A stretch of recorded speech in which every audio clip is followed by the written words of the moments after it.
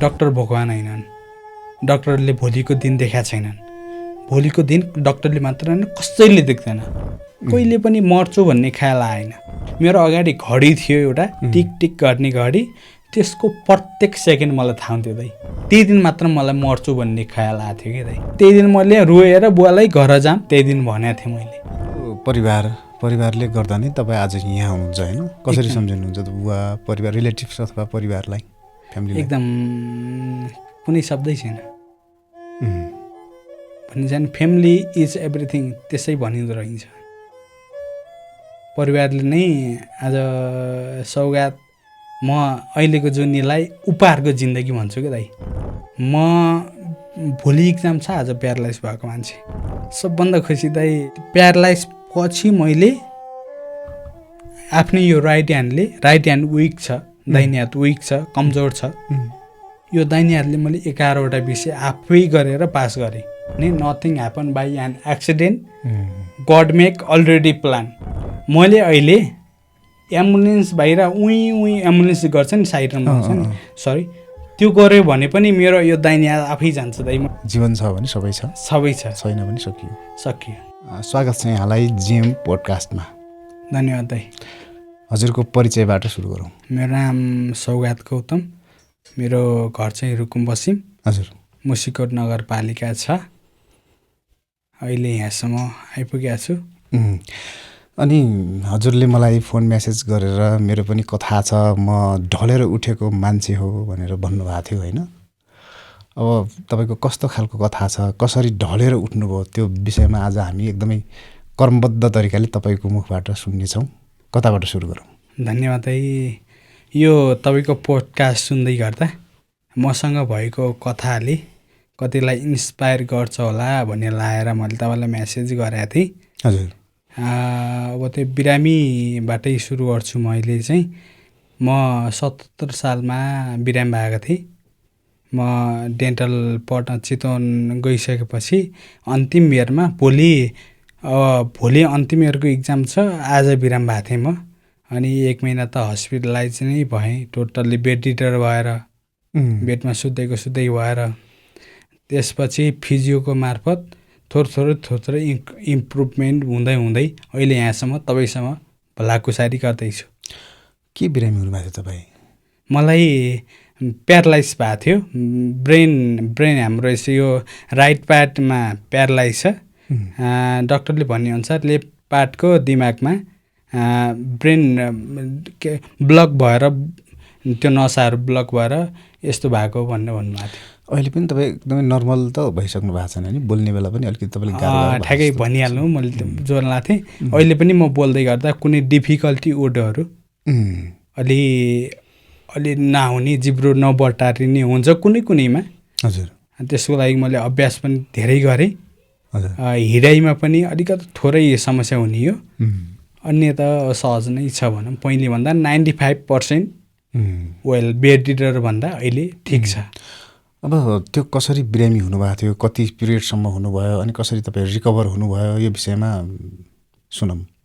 हजुर, म 2077 सालमा माघको 26 गते चितवनमै थिएँ म। अब 28 गतेबाट इक्जाम थियो मेरो अन्तिम इयरको। अनि 26 गतेबाट हल्का सामान्य फिभर जस्तो भयो। अब मैले पनि सामान्य रूपमा हेलचिकाएर यो आइहाल्यो, फेरि हेलचक्राइ गरेँ। अनि 27 गते म हस्पिटलाइज भएको थिएँ। त्यसपछि मलाई प्यारालाइज भयो। त्यसपछि भएको युट्युबमा स्टोरी छ, सुन्नुभएको छ धेरैले। मैले भन्दा धेरै लामै हुनसक्छ होइन। त्यसपछि त विभिन्न क्षेत्रहरू छ। त्यसपछि प्यारालाइज भएको थियो। तपाईँ अनकन्सियस नै हुनुभएको थियो कि कस्तो थियो? तपाईँ थाहा पाउनुहुन्छ त्यो बिरामी भएको? अरूको नजरमा दाइ हो यो कुरा भन्छु, अरूको नजरमा अनकन्सियस थिएँ। तर मलाई निदाउने औषधि लगाए मात्र म निदाउँथेँ, होइन भने तपाईँलाई भनिदिउँ त अरू कुरा त म स्टोरीमा पनि भनेको छु। र त्यो म आइसियुमै हुँदै गर्दा पनि म सुरुमा चितवनमा बिरामी भयो। चितवनमा 1.5 दिन राखेर काठमाडौँ लैआएको। रातिको 11 बजे लगेको मलाई याद छ। 2 बजे काठमाडौँ पुगेको पनि याद छ मलाई, त्यो याद छ। अनि त्यो अरूको नजरमा म अनकन्सियस थिएँ, तर आफ्नो नजरमा त त्यो कस्तो हुँदो रहेछ भन्दै कोमामा थिएँ, म कोमामै थिएँ। कोमामा हुँदा कस्तो हुँदो रहेछ भनेर आफूलाई अनुभूति भयो। कोमामा हुँदा कस्तो हुँदो रहेछ भने अब तपाईँको उदाहरण दिउँ, तपाईँको वेट यति छ र तपाईँको भन्दा त्रिपल चौपल वेट तपाईँ उचाउन सक्नुहुन्न नि, तपाईँ कोसिस त गर्नुहुन्छ नि। हो ठ्याक्कै त्यही हुने हो। कोमामा हुँदा अब मान्छेहरूले आँखा चलाऊ भन्नुहुन्छ, अनि अब बोल भन्नुहुन्छ, हात चलाऊ अथवा प्यारालाइज भएको थियो त्यो चलाऊ भन्नुहुन्छ। के हुने हो भने कोसिस गर्ने हो हामीले, जो बिरामी भएको छ कोसिस गर्ने हो उहाँहरूले, तर यो हुँदैन, रिजल्ट देखिँदैन। अनि त्यही भएर मान्छेहरू मेरो नजरमा है, फेरि मेरो नजरमा त्यही भएर मान्छेहरूलाई कोमामा छ यो मान्छे भनेर त्यसरी भन्नुहुँदो रहेछ। मैले आफ्नो भोगेको बताएँ। अनि जस्तो तपाईँ ढलेर उठेको मान्छे भनेर भन्नुभयो मलाई होइन, त्यो तपाईँको कथा स्टोरी पनि त्यो युट्युबमा पनि हजुर, लडेर उठेको मान्छे साइग्रेस अफिसियलमा छ। साइग्रेस दाइले 3 वर्ष अगाडि भनिदिनु भएको थियो। त्यति बेला मैले त्यहाँलाई पनि यही भनेर पठाएको, अरूलाई के अरे इन्करेज हुन्छ है मेरो कथा सुनेर। त्यो कमेन्ट हेर्छु कि दाइ कहिलेकाहीँ म अब मानव जीवन हो, कहिलेकाहीँ डिप्रेस भइहाल्छ होइन, तनाव भइहाल्छ, विभिन्न क्षेत्रमा लागिहाल्छ, तनाव धेरै कुरा हुँदैनन्, धेरै कुरा नहुँदै गर्दा म डिप्रेस हुँदा युट्युबमा गएर त्यो सुन्छु पनि र त्यहाँको प्रतिक्रिया कमेन्ट कस्तो गर्नुभएको छ त्यो हेर्छु कि, अनि आफैलाई कताबाट मोटिभ मिलेर आउँछ। ओहो म त सानोतिनो मान्छे होइन है, सानो रेसको घोडा होइन भनिन्छ नि, म त धेरै पार गरेर आएको छु, यो त के हो मेरो लागि भनेर त्यसरी इन्करेज हुन्छु। र सुरुको मैले तपाईँलाई भनिहालेँ, सुरुको 2 मिनट साइग्रेस दाइले एकदम उहाँले भन्नुभएको छ, केही सम्झाउनु भएको छ मलाई, अब यो कुराले तपाईँलाई इन्करेज गर्दैन भने केले गर्छ त्यसरी भन्नुभएको छ। त्यो कुराले मलाई धेरै नै हेल्प गराएको छ दाइ मोटिभ हुनुमा। कुन कुरा? के अरे सानसानो कुरामा खुसी हुन सिक्नेदेखि लिएर अहिले मैले यो भनेर अगाडि बढ्छु कि दाइ, nothing happen by an accident, God make already plan भन्छु कि। हामीले हाम्रो जीवनको बारेमा जे सोचिरहेको हुन्छौँ होइन, हामी लक्ष्य प्राप्तिको लागि बिचमा असफलता हुन्छौँ। यो बोली बेला बेलामा लरबर आउँछ जिब्रो, त्यो माइन्ड नगरिदिनु होला। अनि असफलता हुन्छौँ, अनि हाम्रो जीवनको लक्ष्य पुरा हुन्न कि भनेर हामी हिंता बोध गर्छौँ क्या। तर मलाई के लाग्छ भने भगवान्ले हामीले जे सोच्या हुन्छौँ त्योभन्दा कैयौँ गुणा राम्रो कुरा हाम्रो लागि सोधिदिनु भएको हुन्छ कि। त्यही भएर त्यो नराम्रो अब्स्ट्याकलहरू आउँछन् जीवनमा, त्यो भइ नै राख्छ। त्यो अगाडि बढ्ने जीवनको प्रक्रिया नै हो भन्छु म चाहिँ, मेरो नजरमा है। फेरि अर्को एउटा के भनाइ छ भने प्यारालाइसिस भइसकेपछि मान्छेहरू चाहिँ रिकभर हुन अलि सम्भावना एकदमै कम हुन्छ भन्ने भनाइ पनि छ। तपाईँ फेरि लगभग 99% रिकभर भएको जस्तो पनि देखिनुहुन्छ होइन, के छ तपाईँको अनुभवले के भन्छ? दाइ यो कुरामा म के भन्छु भने 50% आफ्नो मनोबल मसँगै, पहिला अर्को कुरा जो अरे मसँगै बिरामी भएका व्यक्तिहरू अझै बेडिएर हुनुहुन्छ। अहिले त्यति बेला सामाजिक सञ्जालमा भाइरल हुनुहुन्थ्यो, अनिता छेत्री भनेर गुल्मीको हुनुहुन्थ्यो, अनिता विनोद भनेर चिन्नुहुन्छ धेरैले। अनि त्यहाँ मसँगै हामी एउटै घरमा थियौँ, तलमाथिको कोठामा थियौँ हामी। अनि उहाँ अहिले पनि अरूको सहायताले हिँड्नुहुन्छ। भोलि पनि म कहिलेकाहीँ भिडियो कल गर्छु, कहिलेकाहीँ भिडियो राखिराख्नु हुन्छ दाइले, विनोद दाइले। उहाँको बोली नजिकको मान्छेहरूलाई त बुझिन्छ, टाढोकोलाई बुझिन्न। यो कस्तो हुँदो रहेछ भन्दै 50% समयमा औषधि उपचार हो, डाक्टरको सही औषधि उपचार भयो र 50% भनेको आफ्नो आत्ममनोबल नै हो दाइ, आत्ममनोबल मेरो नजरमा है। तपाईँको ठ्याक्कै के भएर त्यस्तो प्यारालाइसिस भएको थियो? मतलब एक्सिडेन्ट हो कि आफै अटोमेटिक? होइन दाइ, एक्सिडेन्टलाई मेडिकल भाषामा आरटिए भन्छ, आरटिए होइन मेरो। अर्को डक्टरले भनेअनुसार अब ड्रग एडिक्टलाई हुन्छ अरे यो, र अर्को कुरा बिपी हाई हुने, सुगर हुनेलाई हुन्छ अरे। अब मेरो यो दुइटै कारण थिएन। अनि अब डक्टरले त मलाई भन्नुभएको छैन, मेरो आफन्त, मेरो आफ्नै फुपू स्वास्थ्यकर्मी भएर उहाँलाई भन्नुभयो कि, फुपू पनि हुनुहुन्थ्यो उहाँ, काठमाडौँ न्युरो अस्पतालमा हुनुहुन्थ्यो। डाक्टर लेक्चङ थापाले हेर्नुभएको थियो। उहाँलाई भन्नुभएको छ होला, तर मलाई भन्नुभएको छैन। मैले आफै स्वास्थ्य लाइन पढेको व्यक्ति मैले आफै केलाउँदा मेन्टल प्रेसर, तनाव बढी लिएर यो हो कि भनेर मैले आशंका गरेको छु। किन तपाईँ त्यस्तो स्ट्रेसमा भइराख्नुहुन्थ्यो त्यति बेला? यस्तो छ है, अब पढाइको अन्तिम इयर पनि छ। फेरि हाम्रो के भइदिएको थियो भने 1 वर्ष अगाडि हुनुपर्ने इक्जाम त्यो कोरोना आएको थियो नि, कोरोनाले 1 वर्ष पछि गरिदिएको थियो। अनि त्यो कति कुरा पढेको कुरा भुलेको थियो होइन। 1 वर्षपछि त कोरोनामा गाउँ आइयो, गाउँमा त्यति मतलब गरेर पढिएन होइन बिचमा। अनि त्यही भएर त्यो पनि तनाव त्यो एउटा भयो। फेरि म सानो कुरा केही कुरामा डिपली गरेर सोध्ने मान्छे कि। अब जस्तै म डेन्टल पढेँ, डेन्टल खोल्छु मैले, डेन्टल पढिसके पछाडि डेन्टल खोल्छु मैले, कहाँ खोल्छु, के खोल्छु। अब त्यो पढ्ने क्रममा मभन्दा अगाडिका दाइदिदीहरू डाक्टर दाइदिदीहरूसँग चिनजान थियो। दाइदिदीहरू कुन कोलाई ल्याउँछु, कस्तालाई ल्याउँछु, चल्छ कि चल्दैन, कुन ठाउँ राख्छु होइन। अनि चल्यो भने कसरी बढ्छु, चलेन भने कसरी गर्छु भनेपछि माइनर एकदम ओभरथिङ्क गर्ने मेरो बानी थियो। त्यो त्यही भएर पनि होला भन्छु म चाहिँ। अनि कस्तो चाहिँ तपाईँलाई फिल भयो? अघि तपाईँले भन्नुभयो प्यारालाइसिस भइसकेपछि बाहिरबाट हेर्दा अनकन्सियस जस्तो, तर भित्र मलाई सबै थाहा हुन्थ्यो होइन, त्यही त भन्नुभयो तपाईँ? त्यही एकदम। त्यति बेला तपाईँलाई कस्तो फिल भयो? म अब रिकभर हुन्छु कि हुँदैन, नर्मल हुन्छ कि हुँदैन, कस्तो थियो? मलाई म भित्रबाट भने नि अघि तपाईँलाई, भित्रबाट आउनुपर्छ, निको हुन्छु भन्ने आउनुपर्छ मनबाटै भन्ने कुरा। मलाई कहिले पनि आइसियुमा त्यत्रो 1 महिना बसियो, कहिले पनि मर्छु भन्ने ख्याल आएन। आत्ममनोबल एकदमै हाई, आत्ममनोबल आएन। अनि त्यो चिताउनु हुँदा त मलाई कस्तो समित भएको थियो भने त्यो अब डक्टरहरू एप्रोन लाएर, डक्टरको एप्रोन, सेतो एप्रोन लाएर आउनुहुन्थ्यो। अनि उहाँहरूलाई सोध्थेँ कि मैले अब यहाँ एनजी थियो मेरो नाकबाट, यहाँ घाँटी स्टमकमा जोइन हुन्छ, पाइप एउटा पाइप हुन्छ, यहाँबाट लिक्विड हाल्ने हो अनि भित्र गएर मिक्स हुन्छ, पाइपबाटै हजुर खाना खाने सबै त्यहीबाट हुन्थ्यो। अनि त्यसले अति पीडा दिन्थ्यो यहाँ घाँटीमा, अति पीडा दिन्थ्यो। अनि भन्न मन लाग्थ्यो मलाई यस्तो दुखिरहेछ, सेतो एप्रोन लगाएको भने, लागेको देख्यो भने भन्न लाग्थ्यो। अनि फेरि अर्को मनले सोच्थेँ होइन मैले सिकेको पनि यसरी नै हो नि, मैले पनि यसरी आउँथेँ, म पनि गर्थेँ। म आफै डेन्टल भएर याचेले गर्ने काम पनि गर्थ्यौँ हामीले, सिग्नलै भनेर गर्थ्यौँ हामीले।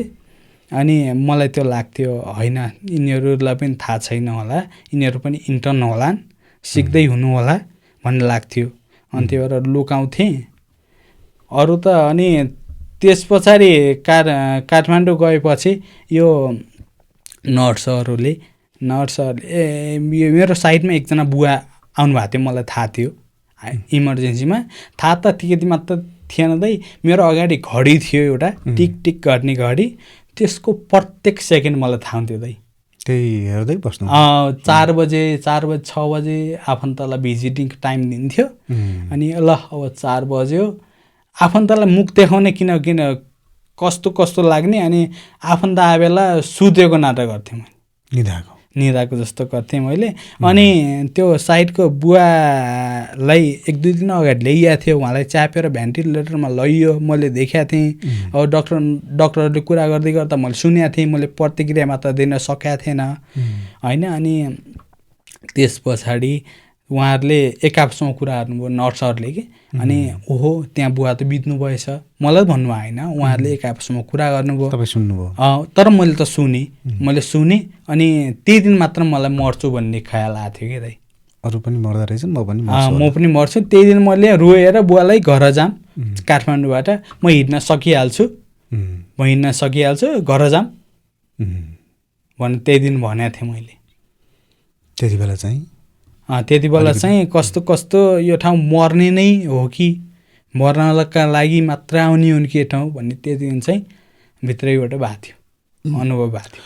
अनि तपाईँको जस्तो बडीको कुन पार्टमा प्यारालाइसिस भएको थियो, कस्तो कुन पार्टमा मेरो यो समस्या लेफ्ट ब्रेनको यहाँ भित्र नर्भसमा रहेछ दाइ अनि राइट पार्ट यहाँदेखि यो पुरै हाफ बडी हात खुट्टा बोली भनिहालेँ राइट साइडको नचल्ने हजुर राइट साइडको औषधभन्दा अलि ढिलो चल्न चल्ने पहिला चल्थेन पहिला त यो हात तपाईँ व्हिल चेयरमा पनि त्यो बस्ने भिडियोहरू छ कति व्हिल चेयरमा त्यो पनि कुरा ऊ छ दाइ त्यो पनि सुनाउँछु व्हिल चेयरमा बसेँ म यो पहिला हस्पिटल कति महिना बस्नुभयो 1 महिनै भयो हस्पिटल त्यसपछि डिस्चार्ज हुनुभयो थेरापीमा सिफ्ट भयो सिफ्ट भन्दा नि अब हस्पिटलबाट डिस्चार्ज भइयो तर थेरापी जानुपर्ने नचल्ने जीवित भइयो तर बडी चलाउनु पर्ने भयो त्यो भयो तपाईँको दिमाग चाहिँ ठिक छ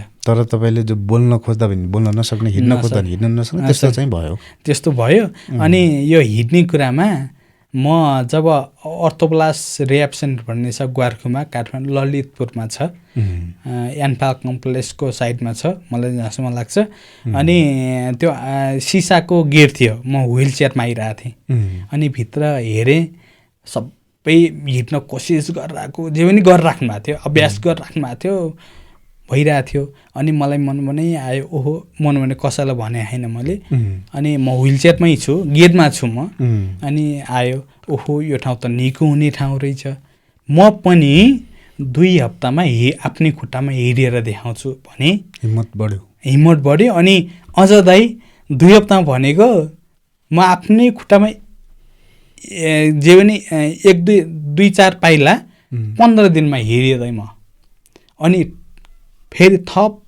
मोटिभेसन मिल्यो क्या मलाई ओहो सोचे त हुँदो रहेछ सोचेअनुसार काम गर्नुभयो सोचेर मात्र हुँदैन तर त्यही अनुसार मेहनत पनि गरेपछि त हुँदो रहेछ मैले 2 हप्ता भनेको थिएँ 1 दिन बढी न भयो हिँड्न त हिँडेँ नि होइन मसँग बिरामी भएको कन्फिडेन्ट पनि हाई हुनुपर्दो रहेछ दाइ यो कन्फिडेन्ट हाईमा मैले यति तपाईँसँग बोलिरहेको छु म पहिला 7 देखि मैले थाहा पाएसम्म 7 देखि कमेन्टर रङ्ग भाष्यकार भन्छ कमेन्टेटर फुटबलमा स्कुलबाट सुरु गरेँ मैले फुटबलमा भलिबलमा त अहिले बिराम भएपछि पनि जिल्ला स्तरीय रुकुम पश्चिममा आदरणीय तेज दाइले गेम बनाउनुहुन्थ्यो त्यहाँ बोलेको थिएँ म बिरामी पछाडि पनि हाम्रो यो सागको मेलामा पनि बोलिरहेको थिएँ गेमहरूको कमेन्ट्री गरिरहेको थिएँ मैले अनि त्यस्तो गर्ने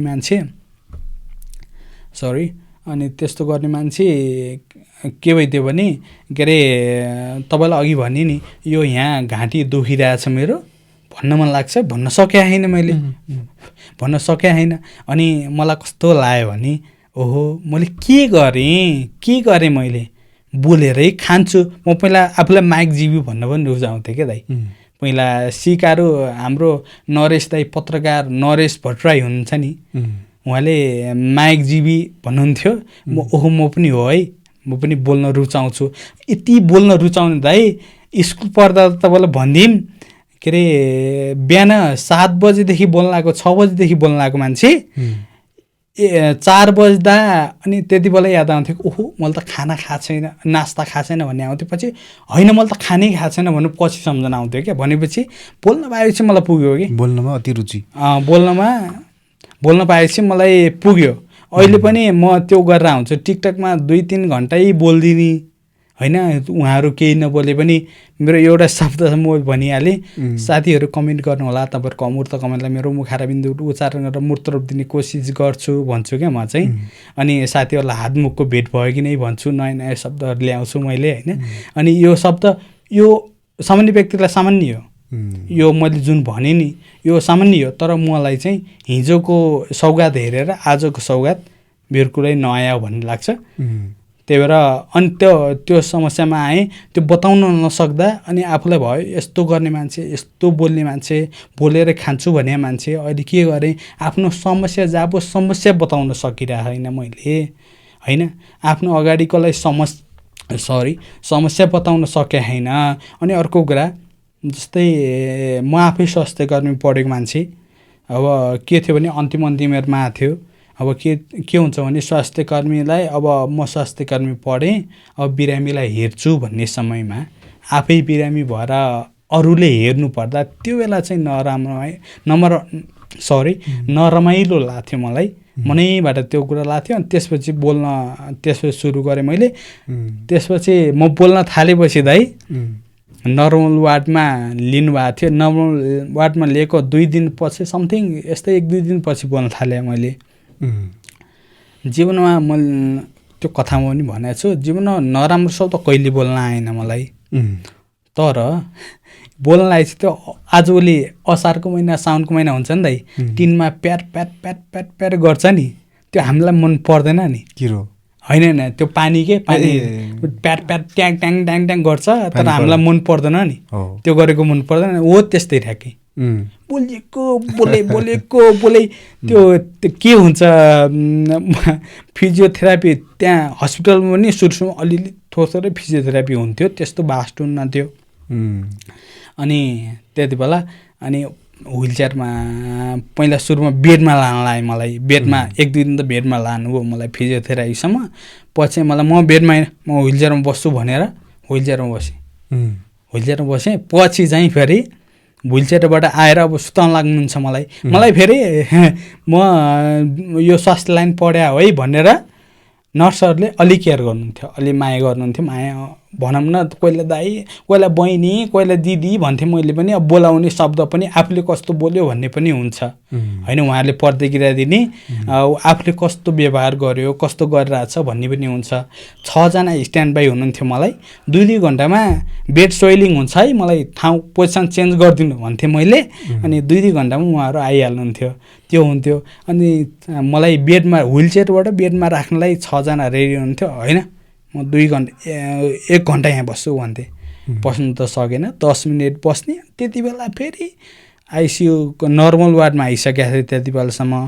त्यति बेला फेरि त्यो चलेको कलाकारको एक्टिङ गर्ने कोसिस गर्ने हो कि त्यति बेला ऋषि धमलाको जनता आजको छ नि, जनता जान्न चाहन्छ भन्ने त्यो चलेको थियो, त्यो भन्न कोसिस गर्ने हुन्छ कि राजेश हमालको हाम्रो फेभरेट डायलग है गर्ने हुन्छ कि होइन। अनि विपिन कार्कीको डायलग उसको नाम इन्दु मेरो नाम बिन्दु हा हा हा गर्ने हुन्छ कि, त्यो भनेको धेरै कुरा। अनि चलेको लोकगीत त्यति बेला मलाई अहिले पनि याद छ, रुकुमको हानमाया के होइन यो त्यही गीत हो, दमौली हिरामाया सँगसँगै रमाउली। रुकुमको त्यो रुकुम अलिकति चर्चामा आएको त्यति बेलादेखि हो। अनि यो गीत म हाम्रोतिरको गीत हो नि यो भनेर म त गाइदिन्थेँ कि, गीत गाउनेदेखि लिएर बोले सौगात दाइ कति बोल्नु भएको छ नबोल्नु न भन्नुहुन्थ्यो सिस्टरहरूले, त्यस्तो बनाइन्थ्यो कि म त्यस्तो थियो।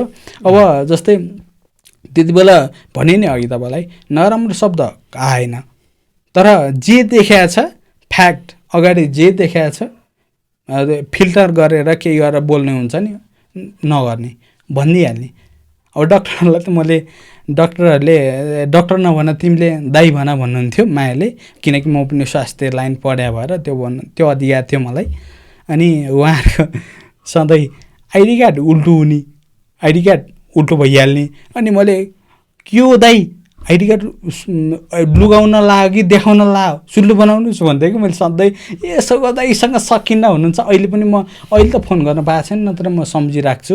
उहाँहरूले गर्दा नै म यहाँसम्म छु होइन। उहाँको पनि अहम भूमिका छ, त्यही भएर म सम्झिराख्छु। यस्तो थिएँ, त्यही भएर के अरे मैले मेरो बोलीको महत्त्व चिन्या भएर अहिले यसरी बोल्ने गर्छु। अहिले भनिहालेँ बोल्दै गर्दा अब नजिकको मान्छे म नजिक गएर बोल्न अलिकता हिचकिचाउनु कारण यो बेला बेलामा यो सलाइभा थुक आफै उछिटिन्छ कि, त्यही भएर अलिकता हिचकिचाउँछु। त्यही पनि बोलेकै हुन्न भनेर नि बोलिदिन्छु। म मेरो समस्या दर्शाउँछु, उहाँहरूले पनि केही मान्नुहुन्न। अहिले चाहिँ त्यो छ दाइ। अब तपाईँ जस्तै बिरामी परेर होइन अथवा प्यारालाइसिस भएर बेडमा बसिराखेका अब बिरामीहरूलाई पेसेन्टहरूलाई के चाहिँ तपाईँले सजेसन अथवा सुझाव दिन चाहनुहुन्छ त? तपाईँको यो जुन अनुभव छ, भोगाइ छ योबाट। मलाई पनि सुरुमा अहिले स्वास्थ्य मन्त्री बन्ने लाइनमा हुनुहुन्थ्यो रासपा रूपन्देहीका सांसद डाक्टर लेकचङ थापा। उहाँले हेर्नुभयो सुरुमा, उहाँले के भन्नुभयो भने मैले सुन्थेँ त्यो कुरा, मैले भने नि प्रतिक्रिया दिन सक्थेन, सुन्थेँ त्यो कुरा। उहाँले के भन्नुहुन्थ्यो, यो मान्छे बाँच्दैन, तपाईँलाई यो मान्छे बाँच्दैन भन्नुहुन्थ्यो सुरुमा। अनि त्यति बेला मेरो मनमा आएको कुरा भनेको डक्टर भगवान होइनन्, डक्टरले भोलिको दिन देखाएको छैनन्। भोलिको दिन डक्टरले मात्र होइन, कसैले देख्दैन। देख्छ त भगवान्ले देख्छ, कसैले देख्दैन। म जसरी भने सन्चो हुन्छु। यो त के हो र? म सुरुमा भनाउँदै तपाईँलाई म चितवनमा बिरामी हुँदा मेरो फ्यामिली चितवन अलि नघुमेको, चितवन रुकुम पश्चिमबाट टाढै पर्थ्यो। अहिले पो यो मध्य बाढी भएर अलि नजिक भयो, नदी टाढा पर्थ्यो। चितवन त्यति के अरे रुकुमबाट झर्ने ठाउँ होइन, जाने ठाउँ होइन। त्यही अध्ययनको लागि गएको छन् रुकुम पश्चिमबाट, पूर्वबाट पनि गाउलान्। अनि मलाई त के लाग्थ्यो भने म त के बिराम भएको छु र। त्यो चितवनमा हुँदा आफ्नो अवस्था मुरो हुन्छ नि, ढलेको मुरो भन्थे क्या मलाई। मुरो भनेको अब हलचल गर्दैन नि त, उसलाई हाने पनि थाहा हुन्न, काटे पनि थाहा हुन्न। त्यो मेरो राइट पाइट त चिमुट्यो भने थाहै सेन्स त नै थिएन, त्यो थियो। अनि मलाई त के भएको छ र, फुपूलाई देखेको, फुपू अङ्कललाई देखेको। म फेरि सानैबाट अङ्कल फुपूहरूसँग नजिक भएँ कि, बुवा भन्दा पनि अङ्कल र फुपूहरूसँग, बुवासँग त हुने भयो नै।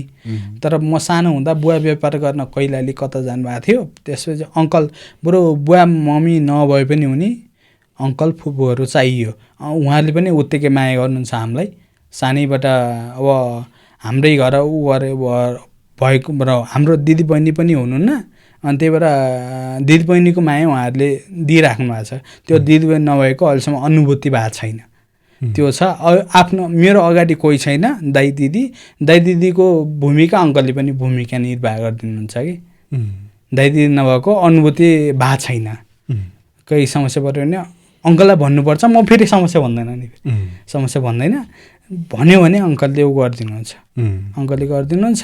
मलाई के लाग्थ्यो भने दाइ दिदी अङ्कल र फुपू पनि आउनुभएको थियो, बुवा आउँदै हुनुहुन्थ्यो के अरे। अनि दाइ दिदी अरू हामी बुवाहरू 6 भाइको सिब्लिङ्सहरू, काका ठुलबाको छोराछोरी हाम्रो एउटै एजका धेरै छौँ कि, हामी धेरै छौँ भनौँ, धेरै छ। मेरो आफ्नै भाइ पनि काठमाडौँबाट आएको, अनि अर्को दाइ पनि काठमाडौँबाटै आउनुभएको थियो। अरू ठाउँ रुकुम दाङबाट आउनुभएको थियो, अरू पनि हुनुहुन्थ्यो। अनि मलाई के लाग्थ्यो भने ओहो म त भोलि सन्चो भइहाल्छु, अनि पैसा ल्याउनु भयो होला, के अरे स्टुडेन्ट लाइफमा त्यही त हो नि स्ट्रगल। लुगा किन्दा पनि ओहो भोलि के गर्ने होइन भन्ने सोच्थेँ मैले। त्यही भएर दिनमा हिसाब गर्थेँ कति खर्च। कति वर्षको हुनुहुन्थ्यो त्यो बेला तपाईँ? त्यो बेला म पढ्दाखेरि 17बाट सुरु गरे डेन्टल, 18, 19, 20 थिएँ दाइ बिरामी त 20 त कोरोना 19मा सिद्धिनु पर्ने, कोरोनाले गर्दा 1 वर्ष पछाडि लगिदियो। अनि 20 थिएँ। अनि होइन खर्च गर्नुहुन्न भन्ने थियो पहिला। अनि फुपूहरू अङ्कलहरू आउनुभएको छ, पैसा ल्याउनु भयो होला, अलिअलि पैसा कपडा किन्छु, नारायण घाट बजार जान्छु, घुमाउँछु, उहाँहरूलाई देखाउँछु। अझ तपाईँलाई एउटा कुरा याद छ दाइ, त्यो लकडाउनभन्दा अगाडि अम्ब्रेला स्टेट भाइरल भएको थियो नि, यहाँ रुकुममा पनि बनाउनु के गर्नुभयो, ठाउँ ठाउँमा छाता झुन्डाउने चलन चलेको थियो नि। त्यो चितवनको पटियानीबाट सुरु भएको थियो कि, भरतपुर महानगरपालिका वडा नम्बर 22 त्यो स्थापना भएको थियो 2077 साल 76 साल फागुनको 1, 2, 3 गते भएको थियो। 1, 2, 3 गते भएको थियो। त्यति बेला अम्ब्रेला स्ट्रिट पटियानीबाट त्यो सौरा जस्तै बनाउँदै हुनुहुन्छ उहाँहरूले। अहिले होटल राम्रै छ, के अरे माडी जाने बाटो हुने रहेछ। त्यति बेला त्यहाँबाट सुरु भएको थियो। त्यति बेला फेरि स्वास्थ्यकर्मी भनेर हामी थियौँ क्या दाइ। म अरूको जे कुरा पनि एक्टिभ थिएँ, अरू साथीहरू त्यति एक्टिभ थिएन, म एक्टिभ थिएँ। अनि त्यहाँको इन्चार्जले पनि सौगत भाइ त्यहाँ जाउँ न, त्यहाँ स्वास्थ्यकर्मी बनेर जाउँ न भनेर बाइकमा पुऱ्याइदिनुहुन्थ्यो उहाँले। अनि त्यति बेला हामी स्वास्थ्यकर्मी, त्यहाँका स्वास्थ्यकर्मी भएको, अम्ब्रेला स्टेट खुलेको होइन। अनि के लाग्थ्यो नि, ओहो त्यहाँ अम्ब्रेला स्टेट खोले, त्यहाँ घुमाउनु लान्छु। त्यहाँका मान्छेले मलाई चिन्नु भएको छ, त्यहाँका मान्छे आउनुहुन्थ्यो कि, ए डाक्टर साहब मलाई बिपी चेक गरिदिनु न, बिपी चेक गर्नु न डाक्टर साहब। थारू कल्चरका बढी हुनुहुन्छ त्यहाँ। अनि त्यही ल्याङ्ग्वेजमा भन्नुहुन्थ्यो, माया गर्नुहुन्थ्यो उहाँहरूले होइन। अनि हामी रुममा बस्ने उहाँहरूले डाक्टर साहब तरकारी छैन, तरकारी लाउनु छ, यो तरकारी साग छ के छ भन्नुहुन्थ्यो, अगरम बगरम त्यो माया गर्नुहुन्थ्यो। अनि त्यहाँ घुमाउनु लान्छु म उहाँहरूलाई। मलाई त के भएको छ र भोलि सन्चो भइहाल्छ, अनि त्यहाँ घुमाउनु लान्छु म। तपाईँको कन्फिडेन्ट एकदमै कन्फिडेन्ट हाई भयो। सबैभन्दा अरूलाई पनि त्यही भन्नुहुन्छ, अब बिरामीहरूलाई चाहिँ एकदमै कन्फिडेन्ट राख्नु पर्यो। नहुने भने केही छैन।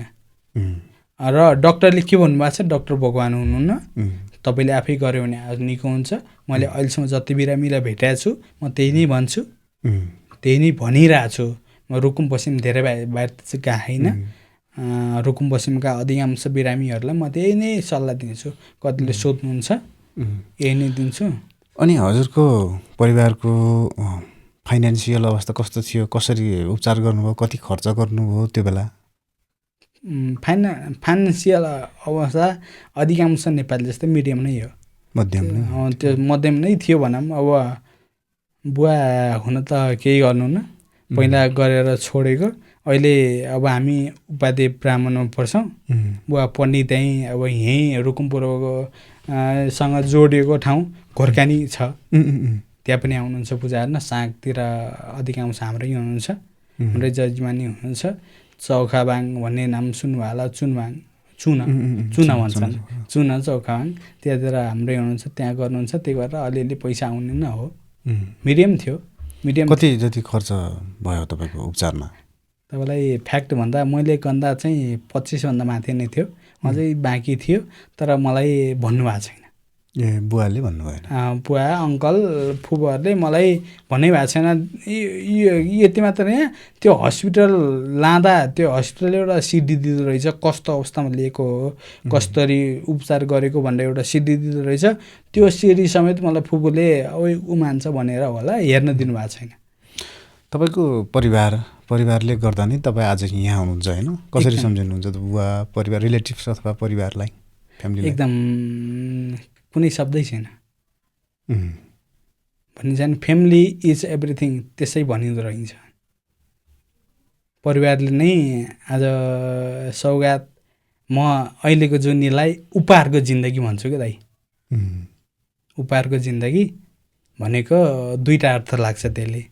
एउटा मेरो यो उपहारको जिन्दगी गिफ्टेड लाइफ भयो, अनि अर्को भनेको उपहार भनेको उपहारको पारिभाषिक शब्द सौगात हुन्छ कि, अनि सौगातको जिन्दगी भयो क्या, दुईवटा अर्थ लाग्छ। त्यही भएर यो जिन्दगी उपहारको जिन्दगी भन्छु।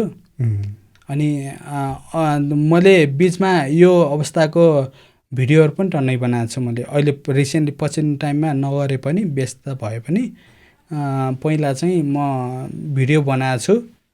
मैले अरू भाइ बहिनीहरूलाई अझ हामी के पनि गर्थ्यौँ भने, अहिलेको भाइ बहिनीहरू धेरै दुविधा, मैले यो जोडिहालेँ दाइ।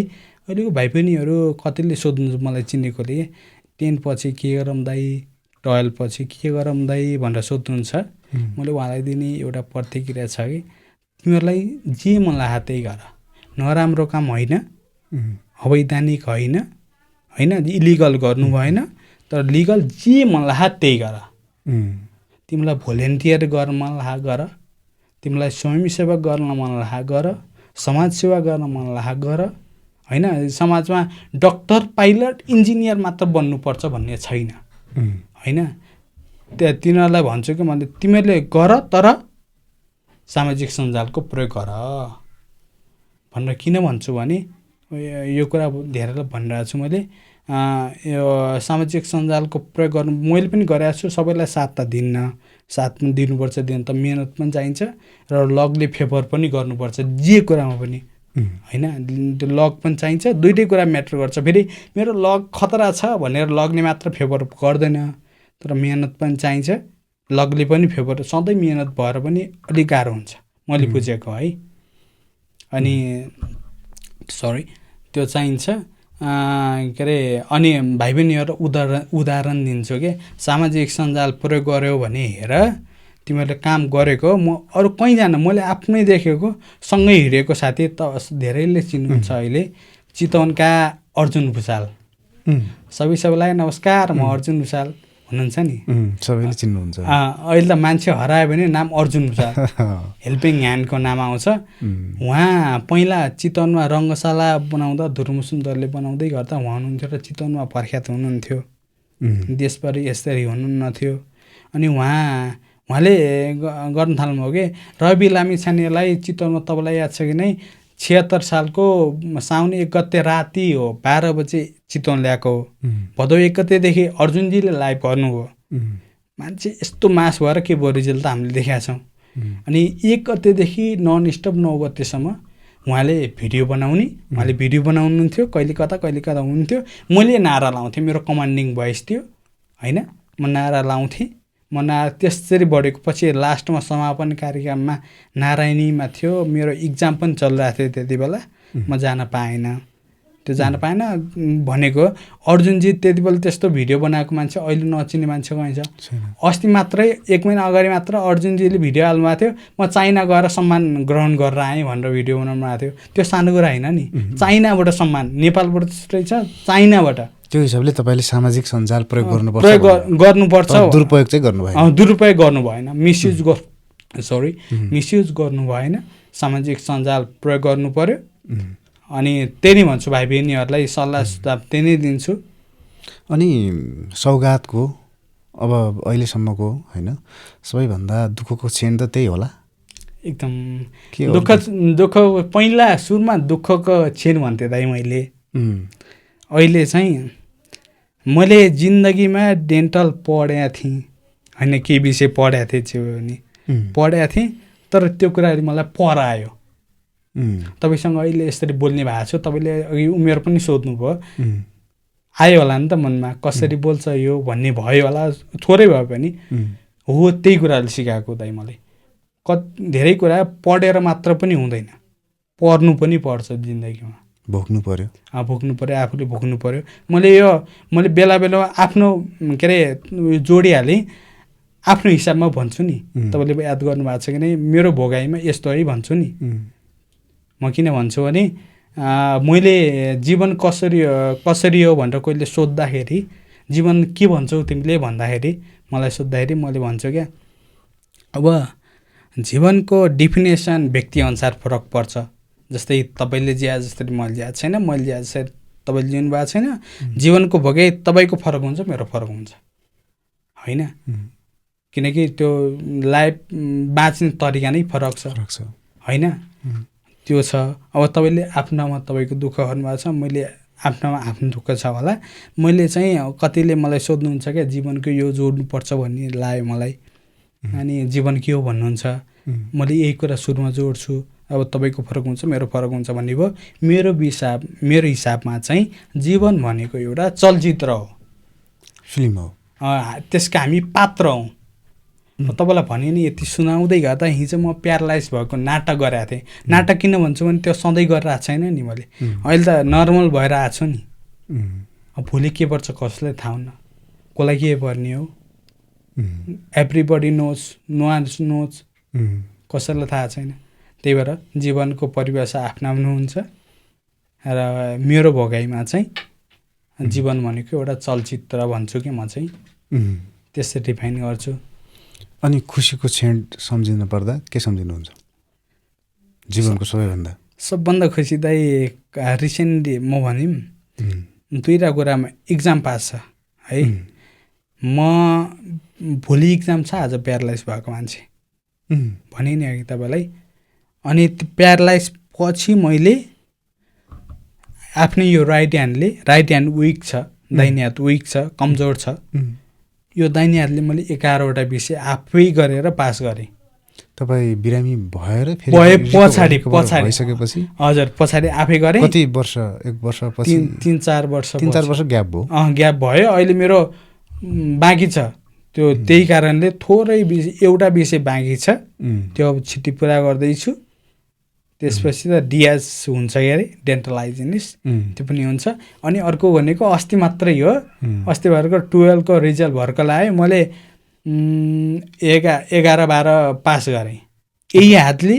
त्यो पनि पछि रिकभर भइसकेपछि यही हातले अब इक्जाम हलमा कस्तो हुन्छ तपाईँलाई हामीलाई थाहा छ यता हेर्न अलिअलि पाइहालिन्छ त्यो पनि नगरेर एक दिन स्कुल अब कार्यव्यस्तता कारण म पनि अब पत्रकारिता विषयमा अगाडि बढ्दैछु सिक्दैछु पाइला चाल्दैछु होइन अनि कार्यव्यस्तता कारण जान पाएन स्कुल एटेन्ड गर्न पाएन स्कुल नगएर अब सबैलाई नजानु त भन्दैन आफ्नो कार्यव्यस्तता कारण त्यो पनि मिलाउनु पर्छ तर नगएर आफूले लेखेर आफ्नो यो प्यारालाइज भएको हातले लेखेर पास हुनुभयो +2 पनि पास गरेँ ल बधाई छ तपाईँलाई भर्खरै गर्नुभएको धन्यवाद धेरै अङ्क नआए पनि पास गरेँ म आनन्द छ म C+ले पास म भन्छु कि दाइ अनि जस्तो तपाईँ त लडेर उठेको एक हिसाबले चाहिँ नयाँ जीवन पाउनु भएको मान्छे हुनुहुन्छ अब पहिलाको त्योभन्दा पहिलाको जीवन र अहिलेको जीवन तुलनात्मक हिसाबले चाहिँ कस्तो चलिरहेछ अथवा यी कुराहरूको भोगाइले तपाईँले के बुझ्नु भएको छ जीवन चाहिँ के रहेछ एकदमै सठिकमा भन्नुपर्दा त्यही हो दाइ जीवन त चलचित्रमा भने अघि हो कति बेला हामी पात्र हो त्यो कति बेला के हुने हो कसैलाई थाहा छैन अब चलचित्रमा दुःख पनि हुन्छ सुख पनि हुन्छ कति बेला के आउँछ कसैलाई थाहा छैन डाइरेक्टर भगवान हुनुहुन्छ बिछोड पनि हुन्छ विश्वास गर्ने भगवान हुनुहुन्छ मैले विश्वास गर्ने भगवान अरू हुनुहुन्छ होला होइन उहाँ हुनुहुन्छ हामी देखा पात्र मात्र हो अहिले त धेरै खुसी हुनुहुन्छ तपाईँ एकदम पहिलाको तुलनामा हो एकदम ह्याप्पी भइरहेछ अब यति गर्दै गर्दा अब काम गर्दै गर्दा धेरै कुरा हुन्न मैले अघि पनि भनेको थिएँ धेरै कुरा हुन्न भने जस्तो हुन्न मलाई के सोच्छु भने कुनै काम अब यत्रो काम गर्दा धेरै कुरा हुन्न नभइरहेको बेलामा म के सोच्छु भने त्यो काम भएन भने म हिन्ता बोध गर्दैन अहिले म के सोच्छु भने ओहो यो काम त मेरो लागि रहेनछ भन्ने सोच्नुहुन्छ योभन्दा माथिल्लो काम मेरो लागि कुरिरहेको रहेछ त्यसो गऱ्यो भने छुट्टै मोटिभ मिल्दो रहेछ कि दाइ प्रत्येक काम गर्न ओहो यो काम त मेरो काम गरे भएन आफ्नो दिनुपर्ने पर्सेन्टेज दियो अब केही नमिलेर भए हुन्न त्यो आफ्नो गल्ती हुन्छ त्यो स्वीकार्नुपर्छ आफूले होइन जस्तो सुकैमा पनि आफ्नो गल्ती हुन्छ मेरो गल्ती छैन भन्नु न एउटा गल्ती भन्छु क्या म चाहिँ होइन म त पोख्त छु मलाई त सब थाहा छ भन्ने नै एउटा गल्ती भन्छु भ्रम मान्छेले पालेको भ्रम भन्छु म चाहिँ त्यही भएर त्यही नहुँदै तपाईँको परिवारमा को हुनुहुन्छ म्यारिड हुनुहुन्छ कि सिङ्गल नै हुनुहुन्छ अहिलेसम्म नै म अनम्यारिड छु भाइ छ मम्मी बाबा हुनुहुन्छ हामी त्यति छ कति वर्ष पुग्नुभयो अहिले 25 भनेपछि अब उमेर त पुगेछ होइन लगभग पुगेछ अनि सोध्नुहुन्छ कि आइहाल्यो रमाइलो कुरा सोध्नुहुन्छ बिहे गर्ने समय भएन भन्नुहुन्छ मैले के भन्छु भने प्रत्येक यो तपाईँको माइक्रोफोन छ नि यो हल्लिन पनि समय लेखेको हुन्छ क्या माथिबाट तपाईँले त्यत्तिकै हल्लाउनुहुन्न क्या हल्ला भनेर दिमागले कन्सियस गरेपछि मात्र हल्लाउनुहुन्छ क्या भनेको जे कुराको नि समय आउँछ दाइ जे कुराको नि समय आउँछ पर्खिनु धैर्यता होइन त्यो गर्नु पर्यो आफ्नो अहिले सक्सेस नभएर भने नि अहिले धेरैले देख्छु क्या धेरै मान्छेहरू डिप्रेस हुनुहुन्छ अहिले सक्सेस भएन मैले गरेको काम भएन भन्नुहुन्छ तनाव लिनुहुन्छ के थाहा भने नि के थाहा त्योभन्दा राम्रो काम तपाईँलाई कुरिरहेछ कि होइन त्योभन्दा माथिल्लो काम तपाईँलाई कुरिरहेछ कि त्यो जे भयो भने त्यो आफूलाई मोटिभ दिने कुरा त भयो नि तपाईँको अर्थ चाहिँ के हो भने एउटा काम गर्नुहोस् सफलता प्राप्त भएन भने चेन्ज गर्नुहोस् हैन त्यहीमा अल्झी नराख्नुहोस् भने नि इङ्ग्लिसमा एउटा स्लोगन अघि पनि भने nothing happen by an accident God make already plan हामीले जो सोच्या हुन्छौँ त्योभन्दा कयौँ गुणा राम्रो कुरा भगवान्ले सोचिराख्नुमा हुन्छ हामीले हाम्रो काम भएन भने हामीले दुःख मान्छौँ गुनासो गर्छौँ तर भगवान्ले त्योभन्दा कयौँ गुणा धेरैको लाइफ सुन्छु क्या मैले स्टोरी सुन्छु मैले यो सोचेको थिइनँ म यहाँ पुग्छु भन्ने सोचेको थिइनँ भन्नुहुन्छ नि हो त्यही हो कि मलाई लाग्ने अब सौगात चाहिँ लडेर उठेको मान्छेका धेरै छोटो मोटोमा हामीले कथा त सुनिहाल्यौँ होइन तपाईँ अहिले आत्ममनोबलले गर्दा नै यसरी चाहिँ नर्मल हुनु भएको छ होइन हुँदैछु हजुर हुँदैछु दाइ हुँदैछु भइरहेछ कतै मैले पनि गरेको छैन परिवारले भने जति गर्न सकेको छैन मेरो यो भन्नुहुन्छ क्या यो हात देखेर हात अलि उ छ नि त हात अलि स्ट्रेट हुँदैन अनि लेफ्ट राइट छैन हजुर यो त रेडी छ यो त कहिले भएन यो भयो अनि परिवारले पनि भन्नुहुन्छ गरेनस् गरे भए हुन्थिस् भन्नुहुन्छ आफूलाई पनि लाग्छ आफ्नो गल्ती हो त्यो स्वीकार्नुपर्छ थेरापी फिजिकलहरू पनि गरिराख्नु भएको छ बेला बेलामा गर्छु मैले बेला बेलामा गराएको छु थेरापीले गर्दा नै यति भयो अनि अर्को कुरा यो थेरापी कुरा आइहाल्यो अहिले सम्झिँदै मैले है यो अर्को कुरा केले मोटिभ गरे भने मलाई के अरे यो हात मेरो चल्थेन दाइ यत्तिकै थियो अनि डक्टरहरूले थेरापीको डक्टरहरूले डक्टर नभन दिदी भन दाइ भन भन्नुहुन्थ्यो अघि भनिहालेँ अनि सिर्जना दिदी हुनुहुन्छ सिर्जना श्रेष्ठ दिदी भन्छु म फिजियोथेरापिस्ट उहाँले नोटिस गर्नुभएको रहेछ 5 दिनमा मेरो मुभमेन्ट आएर चाहिँ क्या हातको अनि 5 दिनमा मुभमेन्ट यो चल्यो हात चल्दै नचलेको हात चल्यो 5 दिनमा थेरापी गर्दा गर्दै चल्यो अनि उहाँले 5 दिन भाइ तिम्रो 5 दिनमा चलेको थियो भन्नुहुन्थ्यो अनि ओहो 5 दिनमा चलेछ भन्यो भयो धेरैको त थेरापी गर्दा नि चल्दैन होइन त्यही हो दाइ आफूले पनि गर्नु पर्यो त्यो त के हुँदो रहेछ भित्र आफ्नो जीवनमा सेटिस्फ्याक्सन छ भने मैले गर्ने यति त हो नि मैले के गर्नु छ र होइन मेरो अब के छ र मकसद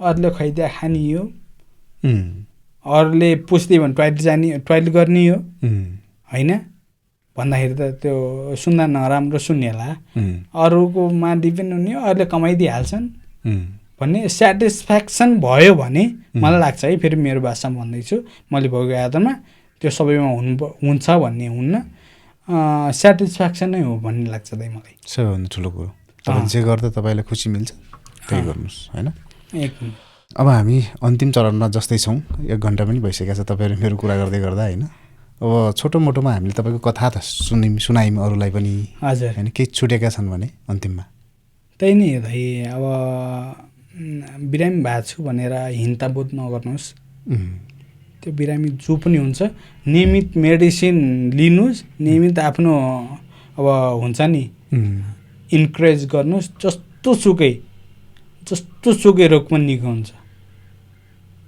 त्यही भन्न चाहनुहुन्छ त्यो भन्छु अनि अन्य कुरा त अब भाइ बहिनीहरूलाई त्यो सल्लाह सुझाव दिएँ त्यसरी अगाडि बढ्दा राम्रो हुन्छ भनेर दिएँ अनि मलाई कहीँ गर्छौ भने अब सौगात गौतम फेसबुकको नाम छ त्यहाँ सोध्नु पनि सक्छ मलाई कसरी अगाडि बढाउँ दाइ के गरौँ कसो गर्दा हुन्छ म जानेको कुरा बताउँछु म नजानेको कुरा फेरि बताउँदैन म फेरि यो के भन्छ भने म नजानेको कुरा नो मबाट हुन्न किनकि नजानेको कुरामा बोल्दा झन् बिग्रियो भने होइन झन् जटिल हुन्छ त्यही भएर आफूले जानेको कुरा बताउने हो नजानेको कुरा मबाट मैले बताउँदैन त्यही हो ल आइदिनु भयो यहाँसम्म होइन यो जिएम पडकास्टलाई विश्वास गरेर भनौँ न तपाईँको आफ्नो कुरा राख्नको लागि फोन मेसेज गर्नुभएको थियो आउनुभयो कुराकानी पनि भयो मलाई पनि खुसी लाग्यो